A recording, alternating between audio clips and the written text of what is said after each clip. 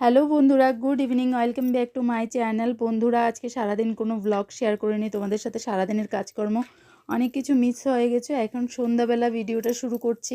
তো এখানে ছেলেকে টিফিন দিয়েছি। আজকে ঘরে টিফিন করার মতো সেরকম কিছু নেই। তো খুঁজে খাজে যে যা পেয়েছি আর কি। এখানে দেখো, ওকে একটু ভুজিয়া, এখানে একটু কাজু বাদাম, তারপর হলো একটু খেজুর, এগুলো দিয়েছি। তো দেখো কি বায়না করে যাচ্ছে, ও এগুলো খাবে না। আর কেক দিয়েছিলাম, কেকও খাবে না। তো কেক দিয়ে আমি এখন চা খাচ্ছি। আর এদিকে উনি দেখো কীরকম মেজাজ মেজাজ করছে ও। তো এরকমই করছে, এটা খাবে না সেটা খাবে না। তো যাই হোক, আমরা এখন সন্ধেবেলা চা খেতে বসে গেছি। আর আমি খাচ্ছি কেক দিয়ে চা। তো চাটা করেছে আজকে ত্রিশুর বাবা। চাটা ভালোই হয়েছিল। তো এখানে দেখো অনেক কষ্টে বুঝিয়ে সুঝিয়ে একটু খাওয়াচ্ছি, কারণ আজকে ঘরে মুড়িও নেই। তাছাড়া রুটি টুটি কিছু করা হয়নি সন্ধেবেলা। তো এদিকে দেখো যা আছে তা দিয়ে এখন টিফিন হচ্ছে। তারপর বন্ধুরা আমি চলে গেলাম ছেলেকে একটু পড়াশোনা করাবো। তো ওকে পড়াশোনা করিয়েছি, কারণ কালকে ওর আবার ম্যাথ এক্সাম, ওর এক্সাম শুরু হয়েছে। তো কালকে 3টে পরীক্ষা ওর যাবে আর কি।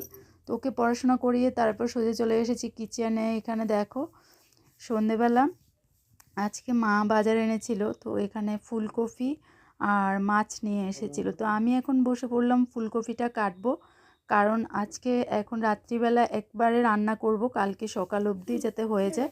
কারণ সকাল সকাল তো আমার ডিউটি, ঘুম থেকে উঠেই তাড়াহুড়ো শুরু করতে হয়, স্কুল যাব তার জন্য। তো এই জন্য একটা তরকারি যদি রাত্রিবেলা করে রেখে দিই তাহলে আমার অনেকটাই হেল্প হয়ে যাবে।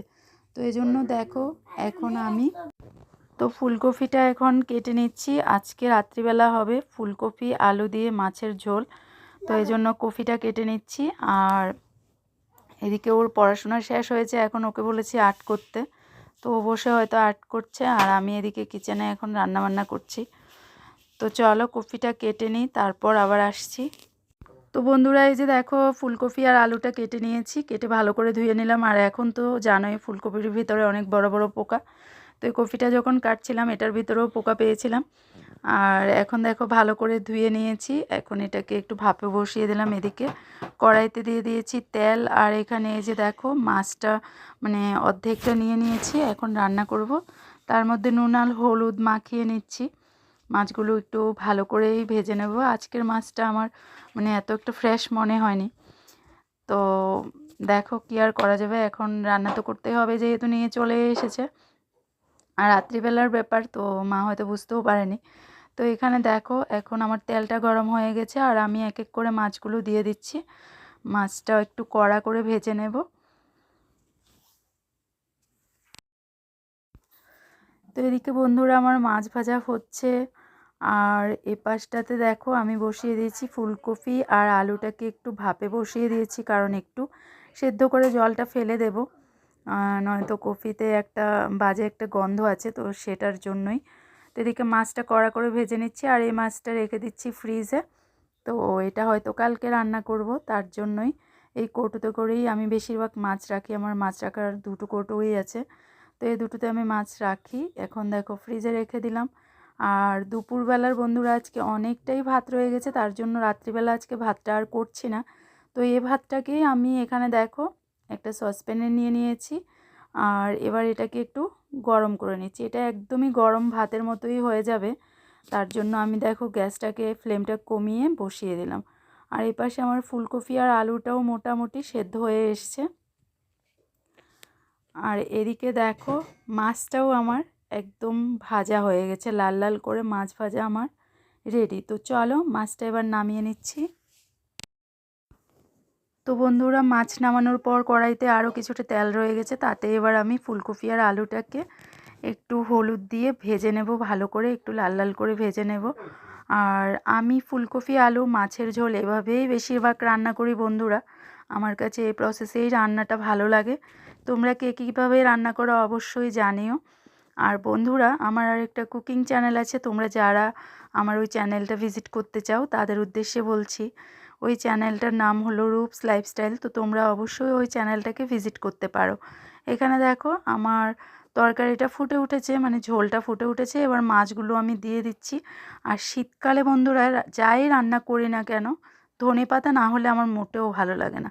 আর এরকম ফুলকপি আলু মাছের ঝোল আমি বিশেষত অন্য সিজনে গরম মশলা ইউজ করি, কিন্তু আজকে কি বলো তো, আজকে আমি গরম মশলা দেবো না। এখানে দেখো এই মাছের পিসটা রেখে দিয়েছি ছেলের জন্য, ও মাছ ভাজা খাবে তার জন্য। আর এখানে দেখো আমি ধনেপাতা কেটে দিয়ে দিয়েছি মাছের ঝোলে, আর ভালো একটা গন্ধ বের হয়েছে। তো চলো এখন ডিনারটা সেরে নিই। তো বন্ধুরা, কিচেন থেকে আমরা খেয়ে দিয়ে চলে এসেছি। আর আজকে না এই রুমে শোয়া হচ্ছে না, দেখো এই বেড পুরো ফাঁকা। বেডটা এখন আমি একটু ঝেড়ে টেড়ে গুছিয়ে রেখে দেবো। এই বেডটা আজকে ফাঁকা, আজকে আমরা চলে যাচ্ছি ওই পাশের রুমে, এই বেডে। এই যে দেখো আজকে এই রুমে শোয়া হবে। তো এখানেই বিছানাপাতি করা হচ্ছে। তা আমি বলেছিলাম আজকে এই রুমে শোবো, কিন্তু ওরা বাবা ছেলে দুজনেই ওই রুমে চলে গেছে, একসাথেই শোবো। কারণ মানে এখন তো শীতের দিন, তো রাত্রিবেলা মানে তিনজনে একসাথে শুলে ঠান্ডাটা একটু কম লাগে, তো তার জন্য। আর আজকে এমনিও মনে হচ্ছে একটু, দেখো আমি সোয়েটার টুয়েটার খুলে বসে আছি, কারণ কিচেনে একটু রান্নাবান্নার পর কিচেন মোছা, খাওয়া, বাসন মাজে সব কিছু সেরে এসেছি, তো তার জন্য একটু আমার মনে হচ্ছে একটু গরম গরম লাগছে, তো এই জন্য আমি সোয়েটার খুলে নিয়েছি। তো আমাদের রাতের ডিনার কমপ্লিট হয়ে গেছে, আর এদিকে বিছানাপাতি হয়ে যাচ্ছে, বাবা ছেলে এখন শুতেও চলে গেছে, আর আমি বসে পড়লাম এখানে দেখো সোফায়। তা আমি এই বেডটাকে একটু ঝেড়ে টেড়ে পরিষ্কার করে রাখবো, আর রুমটাও একটু এলোমেলো হয়ে আছে, রুমটাকেও একটু গোছাবো। তো এই যে দেখো চলে এসেছে, তো রুমটাকেও একটু গোছাবো, আর গুছিয়ে তারপর হলো গিয়ে আমার ভিডিও একটু এডিটিং আছে। 11টা বেজে গেছে, মানে সংসারের কাজকর্মগুলোর সাথে সাথে অনেকটা লেট হয়ে যায়, তার জন্য কোনো কোনো দিন এমনও হয়ে যায় যে আমি ভিডিও আপলোডও করতে পারি না। তো জানি না এখন 11টা বাজে, আজকের ভিডিও ছাড়তে পারবো কি পারবো না, হয়তো নাই দিতে পারি আজকে। তো চলো, কালকে আবার আরেকটা নতুন ভিডিও নিয়ে তোমাদের সামনে চলে আসবো। ততক্ষণের জন্য টাটা, বাবাই, গুড নাইট, সবাই ভালো থেকো, সুস্থ থেকো, আবার কালকে কথা হচ্ছে।